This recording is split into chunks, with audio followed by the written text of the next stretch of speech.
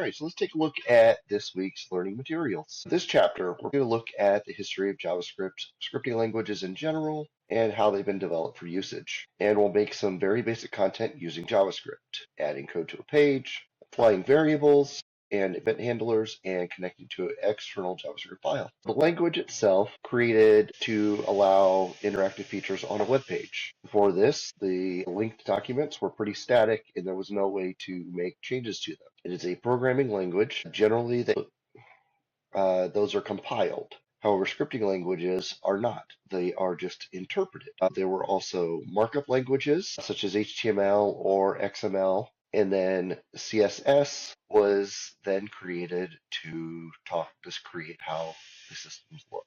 The first parts of the World Wide Web were either pretty boring or did some pretty crazy things to make things look the way that we wanted them to. The part of web development, the top three things that you'll worry about for at least as a front stack web developer is HTML, CSS, and JavaScript. JavaScript is starting to find its way into the backend now. The language itself was created between JavaScript and JScript, which was made by Microsoft. ECMA, they created it and basically made JavaScript the standard. There were conflicting issues for a while because JScript and JavaScript weren't completely nuanced. However, Microsoft eventually, shockingly, acquiesced and adopted JavaScript. They use something called the DOM and the BOM. They are the document object model, which is how a web page contents are interacted with the user. And the browser object model is how they interact with the browser itself. And they use what are called an API. These specifications are done by the World Wide Web Consortium. DOM level 4 is our current one, and the BOM is implemented by every browser itself. They are usually the same, but there's always some major differences. Some might adopt something out of the DOM faster than another, for example. So there might even be differences among browsers that are Chromium based, for example, like Chrome versus Edge versus Opera, as opposed to something that might not be that, such as Safari or Mozilla based. Client-server architecture, front-end and back-end development.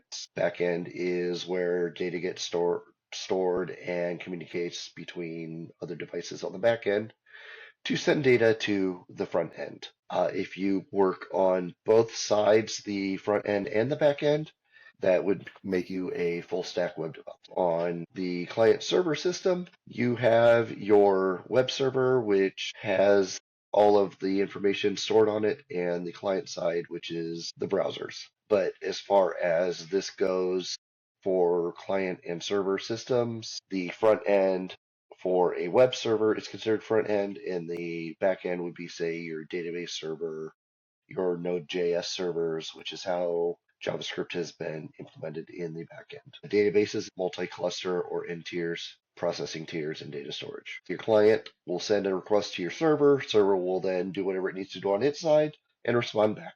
If you have multiple tiers, you can have processing and data storage tiers, but they don't necessarily have to be separate systems like it is shown in this. JavaScript works on the client side. So if you write a script and it's in the HTML to load, that gets run on the local user system on the web browser on their side. That's where the limits come in as to what can happen, what it can access, and whatnot.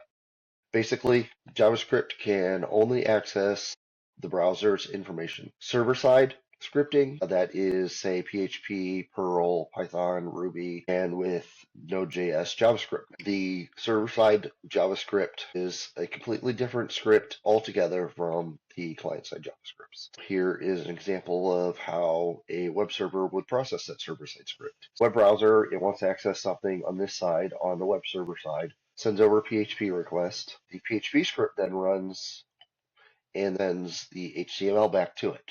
You don't necessarily need to know how PHP works to do so, but that's basically how it would work for PHP, Python, Ruby, or Node.js. So should you allow it? Sometimes. Not necessarily all sides need it. So if you're using forms where you actually need to communicate with servers back and forth, then yeah, you would use that.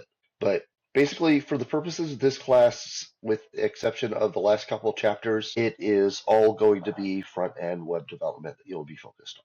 IDEs, code editors, you could write this in something as simple as Notepad For our class, we're using GitHub and GitHub Codespaces, which is essentially a Visual Studio Code instance on the web, and that is an IDE in its own right. Programming, this is an example of the walkthrough from the chapter and what it will do when you can look at it. If you were to look over these, hold your mouse over them where it says blanket flower hedgerows and little blue stem, it will change which one is highlighted based on which one is hovered.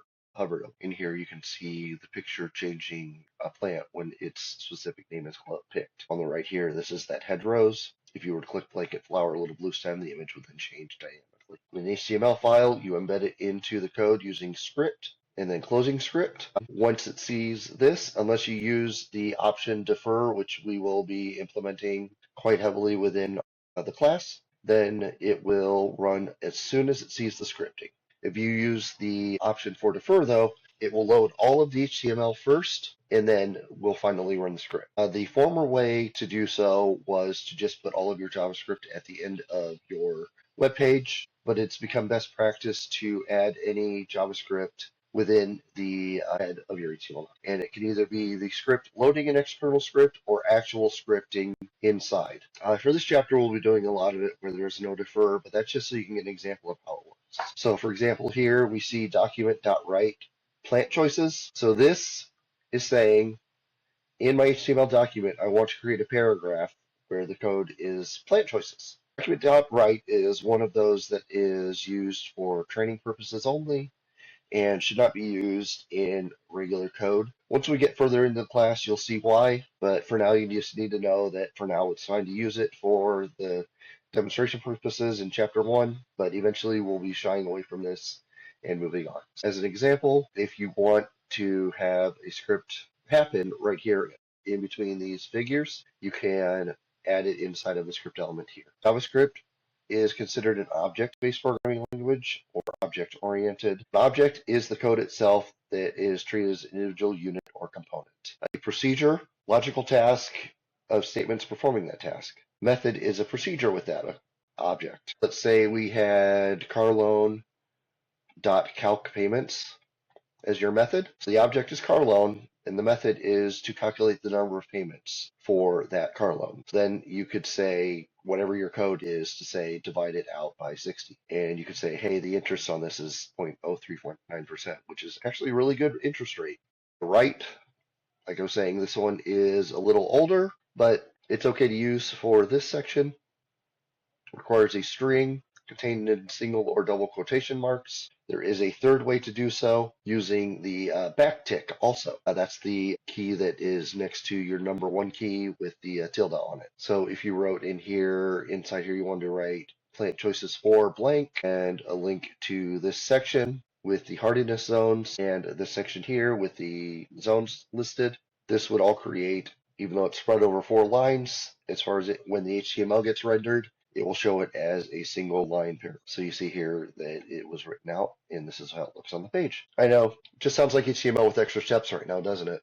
That's all it is at the moment. Important thing to note, JavaScript is case sensitive. You have to write document.write in lowercase. If you write document.write with a capital D, this will not work.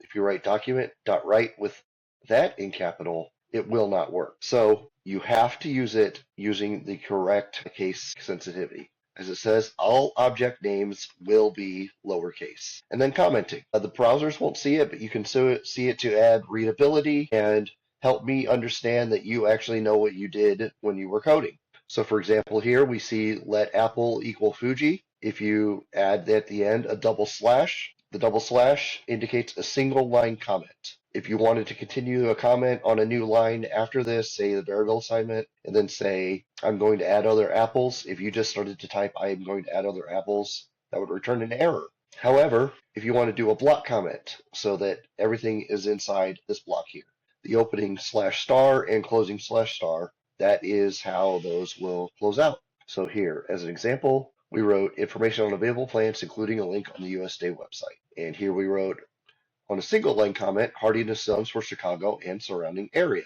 Make sure you do the right kind of comments. Theoretically, you could do // in front of both of the information line and including lines, but it's often easier just to do the opening and closing block comments. There are locations in memory where a program stores values. You create and assign a name, and then you store a value inside of it. The rules are identifiers. They can be uppercase or lowercase ASCII letters, dollar signs, or underscores. At the start, you cannot start a variable with a number. You cannot include spaces, and you cannot use reserved words. And as it says here at the end, your best practice is to use camel case. Start with lowercase, and anytime a new word starts, start it with a capital letter. So rather than typing my variable name in all lowercase, all uppercase, what have you, you start with a lowercase n. Then when you get to the word variable, you add a capital V, and at name, you add a capital N. This is the best way for other programmers to understand your code and to see it. Technically, it will work if you don't, but the graders that I'm using are looking for correct variables using correct syntax. So with variables, you do two things: declare and initialize. You can do both on one line, but you absolutely have to declare the variable first. And you do so with the assignment operator. If you just said let variable, comma, or semicolon enter, that's declaring the variable. After that, you could then change it, add something else. For example, here on this bottom one, let sales total, declared it only. But then we set current order to an actual number. That declares and initializes it. If you set sales total then to current order, that will then set sales total to 47.58. Here you can see you can do multiple on multiple lines.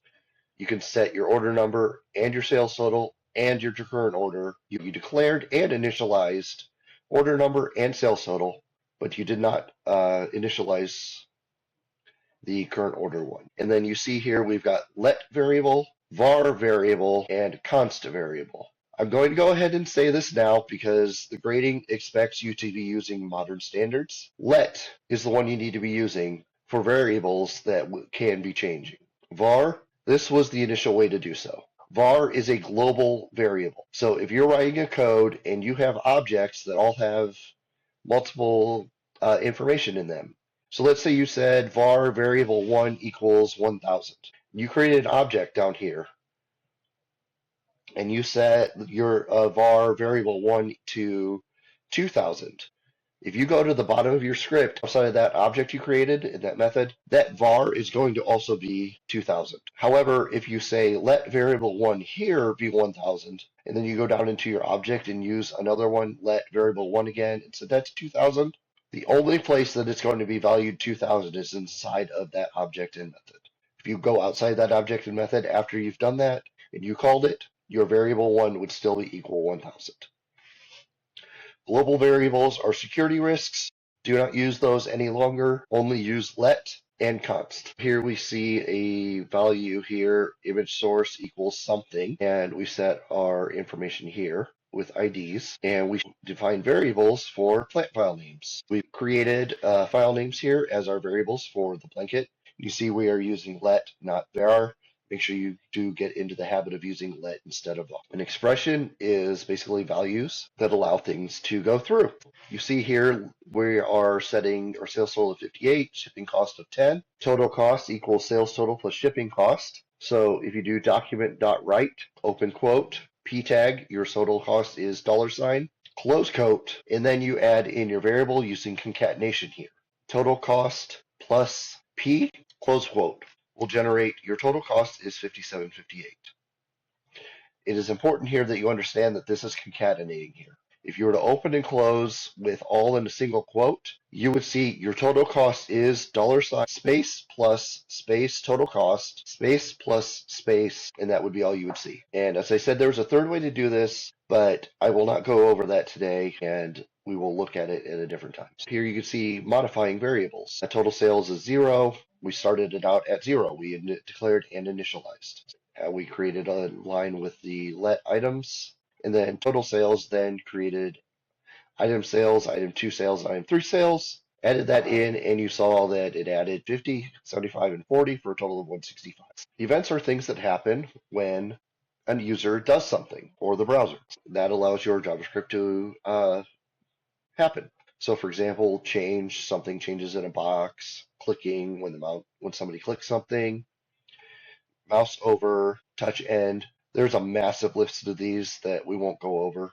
HTML elements can be changed. An event handler is what happens when something happens to another. And you can do so using the ID attribute. If you remember from HTML classes, I believe in 207 we covered it, but we definitely will be covering it later in CIS-134. The difference between a class and an ID. An HTML class is not unique and can be used multiple places. An HTML ID element has to be unique to a specific element. So if you said input type text ID equals first name, and if you do get element by ID first name, it will find the value that is in that first name field and set it. So for example, here we set our script for this list. If somebody clicks blanket, when they click that, we're going to set our image to what the respective plant image that we're using. So if they click the ID for blanket, the ID for rugosa, or ID for blue stem. So here, as you see, we've clicked hedgerows or rugosa as they've written it. When you click that, that will load. If we were to click on blanket flower,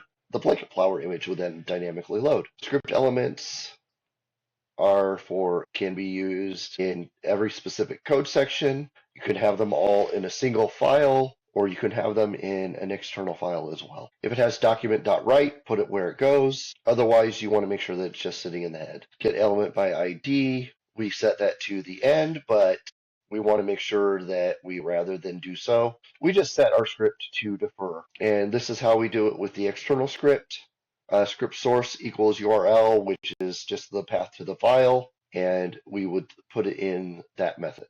As I was saying here, async and defer, make sure we would want to use defer in most cases. Let me see how that works here. Script will load HTML. When it finds the script, it will then run the script. Async will load the HTML, find the script, start running it, and then keep going and process the script, and then start again on the HTML.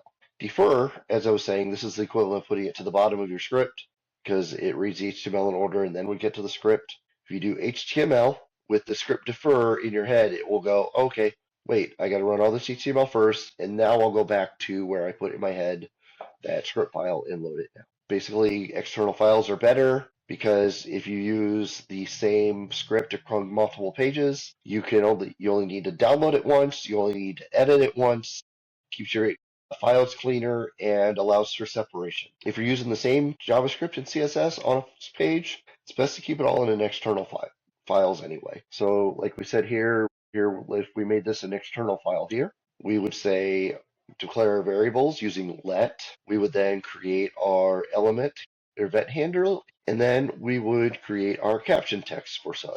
And then you see here, we would go into our head, add our script, and you see here we use defer because we don't want that to run as soon as the page loads because those IDs haven't been loaded into memory yet. JavaScript libraries, generic scripts can be used. The one I was talking about earlier for the backend was Node.js.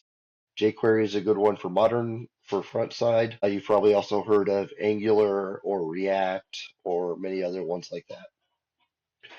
For this class, it's best to get to know JavaScript itself as is before you start looking into things like Node.js, jQuery, Modernizer, React, Angular, TypeScript, anything like that. It's best to understand the code itself. For validation, you want to make sure that your stuff has validation so that your scripts work correctly as expected, and the script needs to be in your character data in an HTML document. Okay, the summary. So we talked about JavaScript history. We talked about using content for a web page. We showed how to add code to a web page. We showed how to create variables. Remember, no var, let, and const only. We showed how to work with event handlers, and we showed how to connect to an external JavaScript file. Thank you for watching, and have a great rest of your week.